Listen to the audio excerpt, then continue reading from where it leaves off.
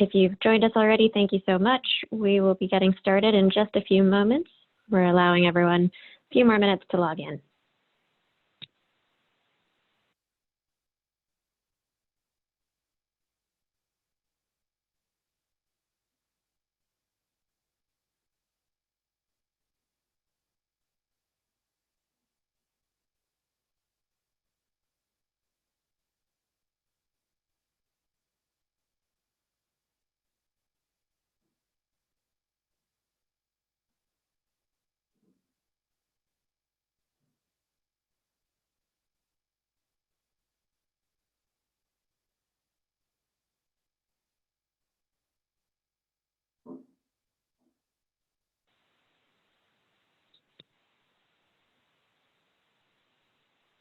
Welcome, everyone, and thank you for joining our session, Navigating COVID-19, Immediate Steps for Treasurers. We hope that you and your loved ones are safe and healthy and appreciate you taking the time to join us today. While treasurers have activated their pandemic plan for COVID-19, there are certain actions treasurers and finance teams need to take to effectively manage ongoing financial operations. During this session, our presenters will highlight both the strategic and tactical best practice agenda for treasurers across three critical areas: liquidity management, working capital management, and operations. Our presenters today include Paul LaRock, Director and Co-Head of Treasury Strategies, and Steve Wiley, Vice President of Treasury Solutions at FIS. A couple of housekeeping items before we get started. We encourage you to ask questions using the Q&A window at the bottom of your screen, and we'll respond via email after the session to these questions. This webinar is also being recorded, and you will receive a recording link as well as a copy of the presentation following the session. And with that, I will turn it over to Paul and Steve. Paul?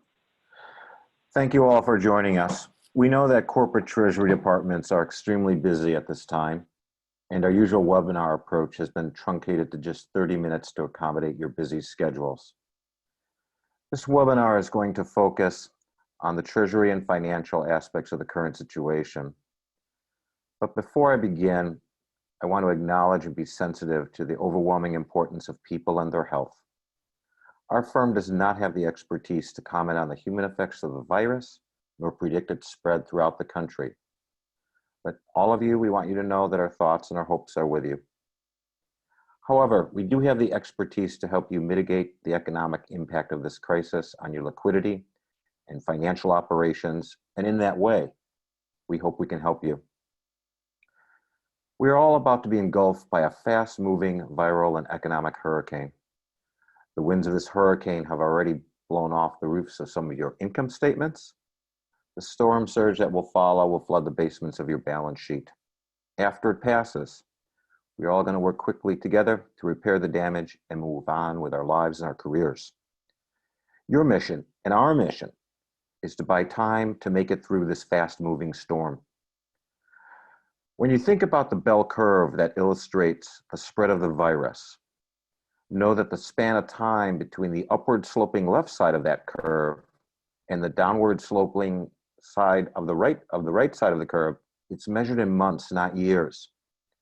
The city of Wuhan has passed through the storm and is on the right side of the curve. The trains are now running in Wuhan and people have begun to go to work. Some economists predict that the damage from this storm will last 2, maybe even 3 years. Perhaps they're right, but there's nothing you and I today can do about that. That will come later. The critical thing is to make it through the storm and buy yourselves and your company's time. And that's our mission on this webinar.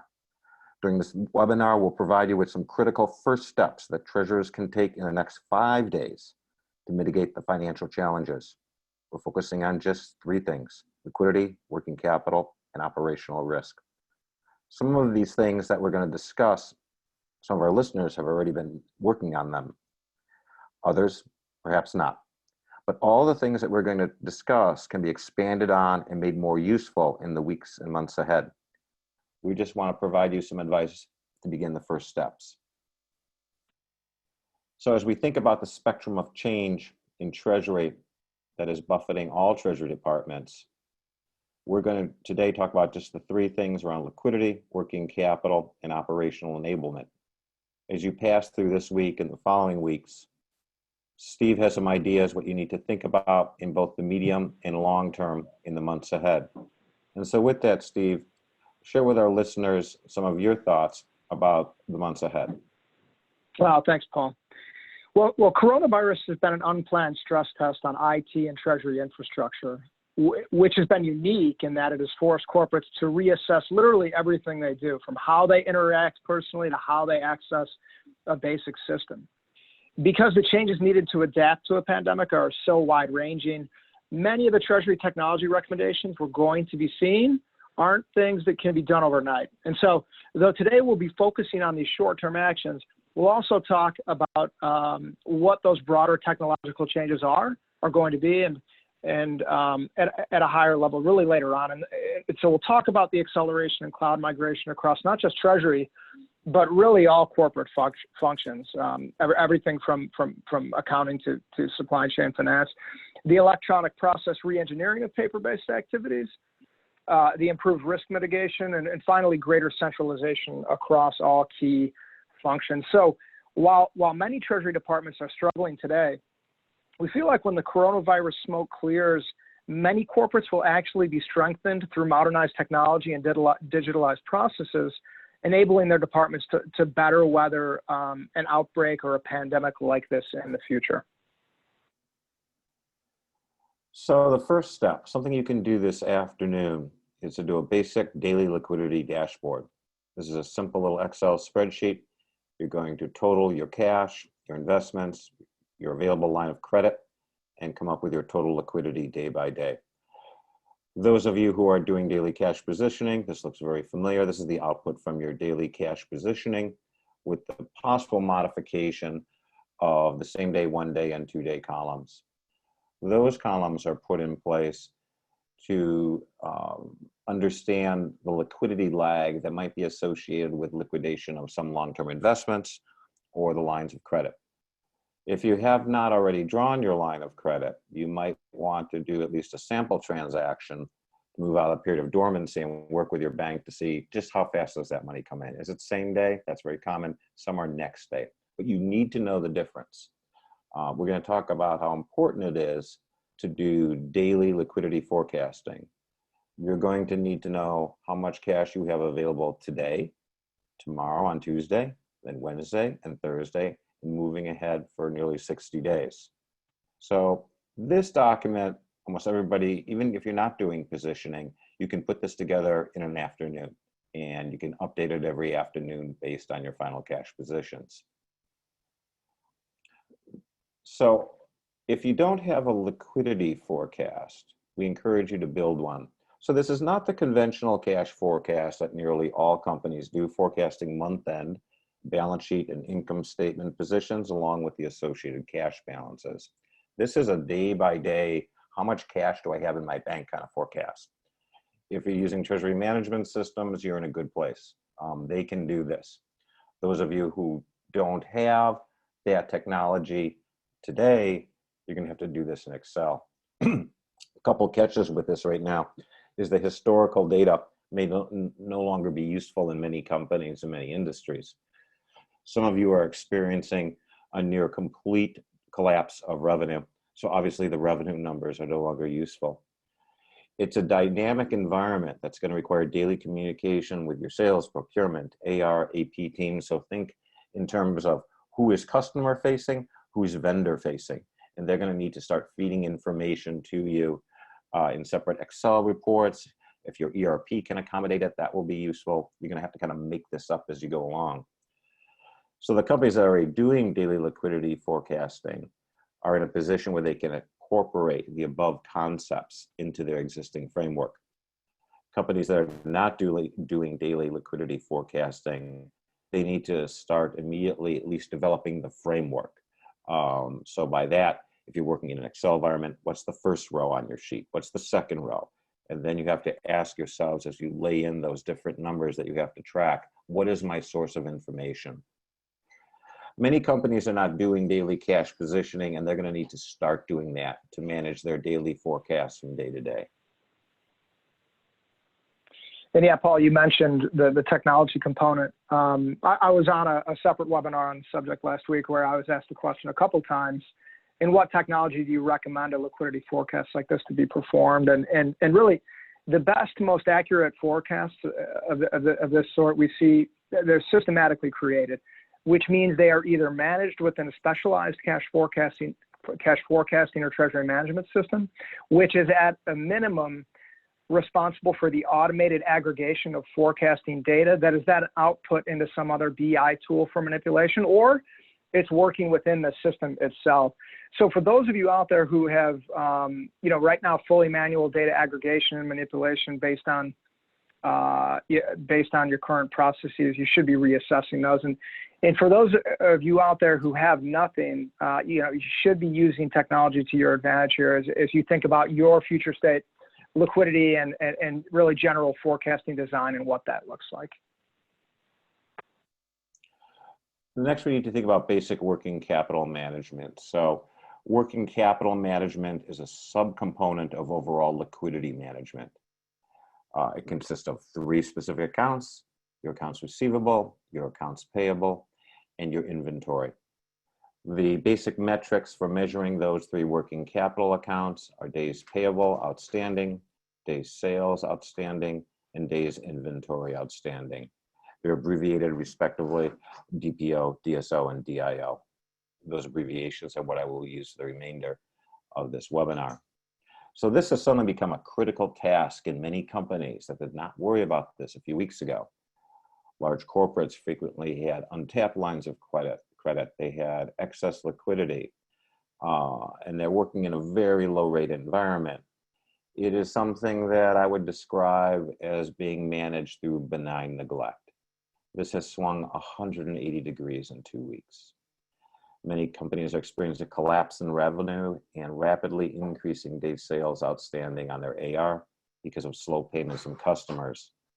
Some companies are experiencing a dramatic increase in sales and AR. Your relationship with this virus as a company is defining what is happening to your company. Although most companies are seeing significant revenue drops and all the pain associated with that, there's a relatively smaller number of companies who are seeing their sales skyrocket and are struggling to maintain inventory levels, to hire people quickly enough. And so that latter category, think about distributors of medical masks, companies that deliver food at home. And so 2 things are happening at once in our economy, and I would say even the global economy. The first is that it's shrinking. The second is that it's restructuring itself to optimize itself for the current environment. And so on one news story, you'll hear about a company laying off enormous numbers of people. And then beneath that, you'll see companies struggling to hire 10, 20, 50,000 people in 30 days. So you've got shrinking and restructuring happening at the same time. Both extremes cause enormous work for Treasury departments to maintain liquidity. Rapid business expansion costs a lot of money. And so we're going to touch on that for those of you who are kind of at the other extreme. You have to ramp up quickly. Some companies need to watch their working cap. I think all companies need to watch their working capital accounts and those metrics in addition to payroll expense. So payroll expense is not traditionally considered part of working capital, but obviously companies are massively increasing and decreasing payroll expense to mitigate the effects of the current situation. There's too many moving parts in working capital management to do it alone. No treasurer should even attempt it. You need to establish a working capital management committee and a working capital dashboard. And so let's start off with the committee. And this is a hypothetical of what a working capital committee combined with liquidity management would look like. And so in our hypothetical company, we're saying this is a 2 business unit company, and that the lead business unit managers are responsible for inventory and AR. The treasurer is responsible for liquidity. The controller oversees the accounts payable department, and the human resources department oversees payroll. So this committee manages the solvency of the company. You've got the core working capital expertise here, along the main three working capital accounts, combined with the HR and the payroll function. Each of you is structured a different way. There are some treasury departments that actually oversee accounts receivable. Some oversee AP. Sometimes there's multiple AP departments. But you get the general theme. You have to bring in those functions in the dark blue squares into a team environment, a multidisciplinary team environment that in the most extreme cases, this team is going to meet every day and they're going to meet virtually. You need to draw on subject matter resources, perhaps retain a liquidity or treasury consultant. You need your information technology staff ready to start producing new ad hoc reports. You need to talk to your procurement department, who is talking to your vendors and defining the credit terms upon which you'll purchase needed supplies. So once you have your multidisciplinary team in place to manage overall liquidity, you need some tools. And this is a basic working capital dashboard that you can utilize to get started. Those of you with treasury management systems, those of you with sophisticated ERP systems, you're going to find very soon that there's tools in there that you'll be able to use. But in the absence of that, to get started tomorrow on this and have at least a simple dashboard in place, we suggest the following. So let me orient you around this dashboard. In the left-hand column are your three core working capital accounts.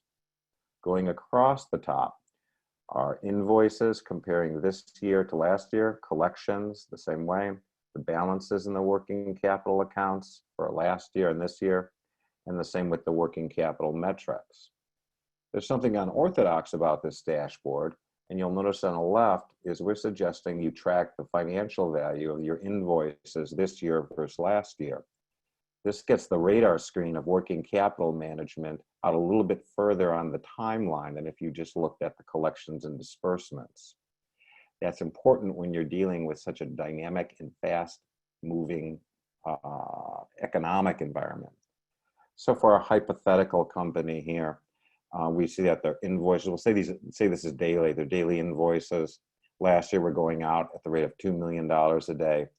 And you can see this year, now they're going out at $1 million a day. This is a company that's experienced a 50% drop in revenue. The collections you can see have dropped by more than half, going from 1.5 million to 600,000. This reflects the financial pain their customers are feeling. They can't pay as much. And although the total balance in AR has dropped from 60 to 40, notice that it's only dropped by 1/3, but the revenue has dropped by half. And you can see the real pain point in what's going on here by looking at the traditional working capital metrics. Their AR has increased from 30 days to 40 days. Their accounts payable is still the same at 40 days because they haven't slowed down the paying of bills yet. And the inventory, they haven't ordered much new inventory, but relative to sales, it's exploded to 30 days.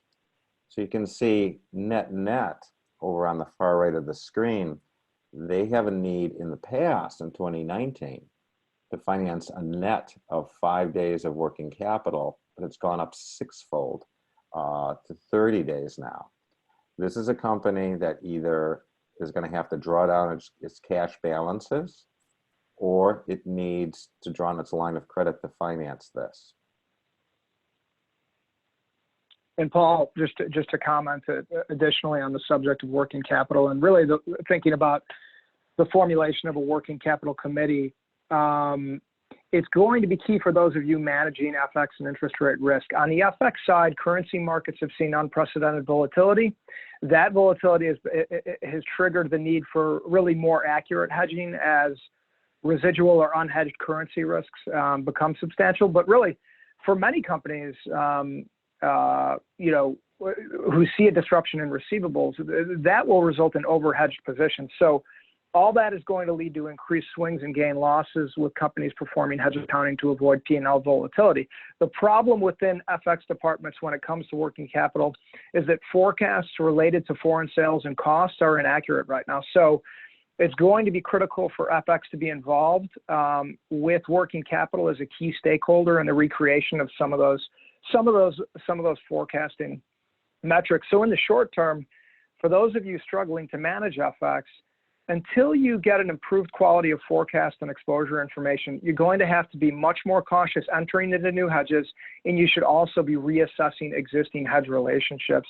One of the key takeaways here is that while you need working capital visibility for better liquidity management, you also can't modify your FX and interest rate risk management approach without understanding that same level of visibility. So, kind of on the peripheral and in some cases maybe not applicable or maybe a medium to long-term consideration. But when you're thinking about working capital, those of you who manage FX are going to need to be involved in those discussions as well.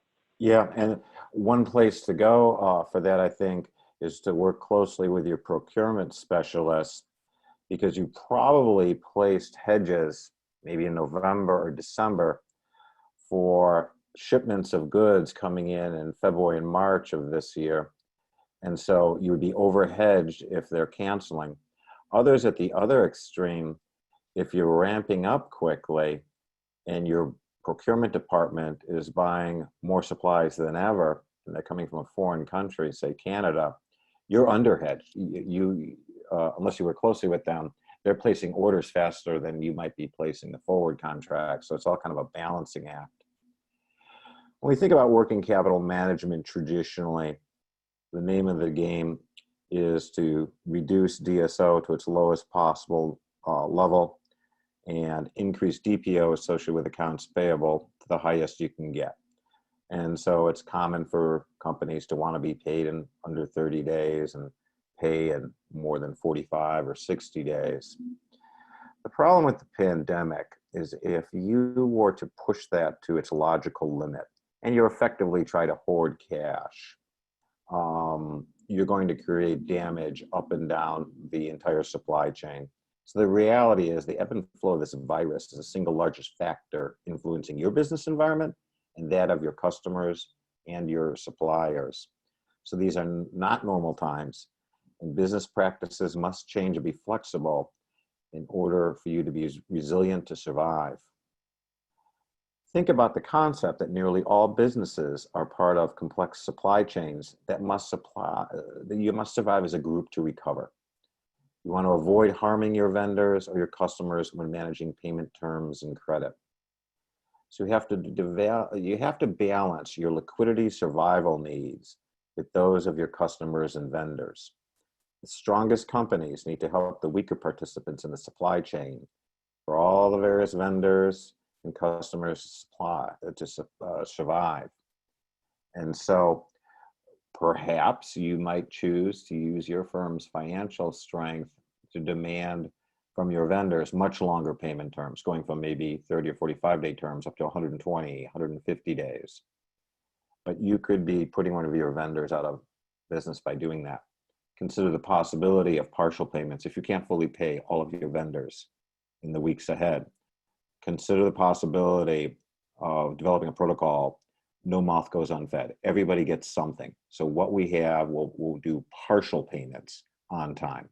Or perhaps we'll do full payments, but we'll do them a little bit later. So you have to be sensitive to each other in terms of your customers and your vendors. Taken to its logical limit, you'll damage yourselves together. So you have to balance a lot of things. You need to proactively communicate with your most critical customers and vendors. We suggest developing a list of vendor payment priorities. Who gets paid first by the AP department, and when are they going to get paid and how much? That's where that liquidity dashboard we talked about comes into play. You need to develop a list of the most important upcoming payments from customers. Consider large customers paying you in the next 2 weeks.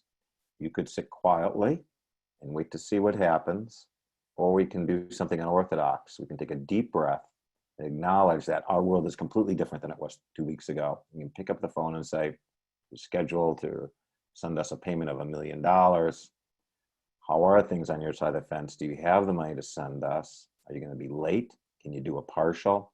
And to proactively manage that through communication. When we think about a Treasury Operations business continuation plan, We've changed some of our guidelines on what we've advised in the past.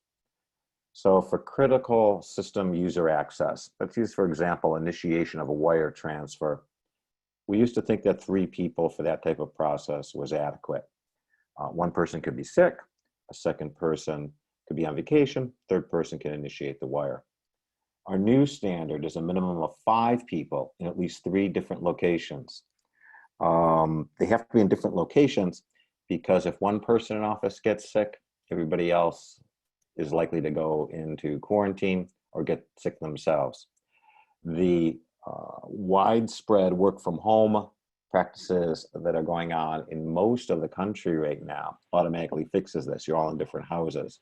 But there are still companies where people are going in, sometimes because they have to install systems that can't easily be accessed from people's homes. And so we have to think about having those people backed up to a much deeper field than you used to, which brings up the whole cross-training and process documentation issue. We have a client that they have 4 people in Treasury going into the office each day. They're cross-training each other so they can all stay at home and work independently. And they're scrambling to put process documentation in place so that if some of them get sick, somebody from another finance department can step in. So we can't overemphasize the importance of redundancy. Next, we'll move on to paper. When you see paper, you see vulnerability. Paper movement through an organization requires people. So when we think about check collections, around check scanning and in-house lockbox, if somebody gets sick, that whole process will stop. Several of our customers have chosen to take check scanning machines home, and they've installed them in individual employees' houses. On the check disbursement side, this requires people to print checks and mail them. And so when you think about the room or rooms in your company in which that is done, you've got multiple machines. You've got a check printing machine, you've got a folding and stuffing machine, and you've got specialists who work there every day, 2, 3, 4 people who know how to run that technology and then physically move all of those checks ultimately to the post office for disbursement. That's a point of vulnerability. To the extent that you can start converting both customers and yourselves over to ACH payments or card payments, you need to do so. And so you need to develop a sequencing list. You can't do it all at once, right? So which vendors are most important to be paid electronically? Which customers are most important to have convert from check to ACH or to card? Another problem you're going to have is the paper invoices to customers. Again, the printing and distribution problem requiring individuals to go into rooms to manually operate machines.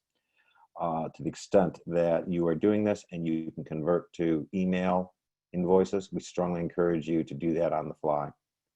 And then there's the paper invoices coming in from the vendor. So this is the AR side. Mail pickup and distribution is a problem. Again, if you can image it or convert it to electronic, do it as fast as you can, sequencing from the most important customers and vendors down to the lesser important ones. And these are the things that you can start now. You can start making new lists of who you're going to contact and when, and then start executing in the weeks ahead. Steve, you have some thoughts about how all paper processes need to convert to electronic, not in the days ahead, but really in the weeks and months ahead. And so let me turn that to you. Yeah, and I'll be quick. I'm conscious of time, but really as a result of the pandemic, Treasury has reprioritized technology projects in alignment with demands from the business. So those technology priorities they're associated with 4 general challenges from this pandemic that you see there on the left, each dependent on the one below it. So first and critically important right now is access. First question treasurers asked themselves when the pandemic became a reality was what proportion of Treasury activities could we execute remotely? Those treasurers who could work effectively and remotely had already likely adopted cloud-based technology. If your technology isn't working from home, probably wasn't meant to be used from home. So you'll probably have to have a conversation with your tech provider and IT department, and it may be that you have the right system itself, but the wrong deployment. So what we're going to see here is definitely an acceleration to the cloud and systems that can be used more effectively from home. Second, really enablement. Do we have the right technology to efficiently do everything that you've recommended in here, Paul, related to working capital, do the blocking and tackling remotely? Can we mobilize liquidity? And then thirdly, really mitigation. If your processes and technology aren't fully digital, and by digital I mean to be able to be executed securely and remotely, you're operating Treasury in inherently a much more riskier environment. So in conjunction with process re-engineering changes, definitely going to be need to implement technology that really bulletproofs Treasury for future outbreak scenarios. And then fourth is really just scale, just in longer term consideration, but still important. Do we have the right technology to centralize and scale Treasury? The treasurers struggling are those with decentralized processes, fragmented systems, and a heavy reliance on telephone, email, or paper communication for things like payment approval and cash concentration. So in the new world, Treasury has to have the technology to allow for centralization and the web-based reporting of virtually everything. So it really, in summary on the technology side, when you're taking that hard look in the mirror, framing your capabilities today within each of these four areas here on the left, that will really help you to make some recommendations to more easily adapt to the new world. Thanks, so those are the things you need to do by Friday this week. Some of them you can complete, some you can at least get started. We've got some more stuff. Week 2, that's next week. Here's some of your next steps. You have to evaluate if your credit covenants are in danger of breach. You need to evaluate if credit terms offered to customers need to be modified. You need to evaluate if credit terms offered by vendors need to be modified. You don't have to do this alone. That's what that Working Capital and Liquidity Management Committee is going to be doing. They're going to be using those dashboards and making tough decisions about how you're going to need to have candid conversations with your customers and your vendors to manage your own survival. The new reality, participants in supply chains will survive or perish together, needs to be internalized. It's very unorthodox. We don't normally think this way, but we don't normally live in a time like we're living in now. You need to develop a vendor payment sequencing plan if liquidity collapses. What, if anything, can you pay and to whom? Finally, you need to evaluate grant and loan options from the CARES Act and other federal and state legislation. Some of you are in industries where the government has opened up loans and grants that you can apply for and access. Others can find relief from state level programs. And so that will be added into that liquidity dashboard on the cash line or the credit line to supplement what you already have. All right, we're bringing this in at just under 30 minutes. I know you guys are all extremely busy. You return back to your emergency approach to this problem. We wish you all the best of luck. If our firm can be of help, by all means, reach out to us and we'll do our best to help you. Good afternoon, everyone.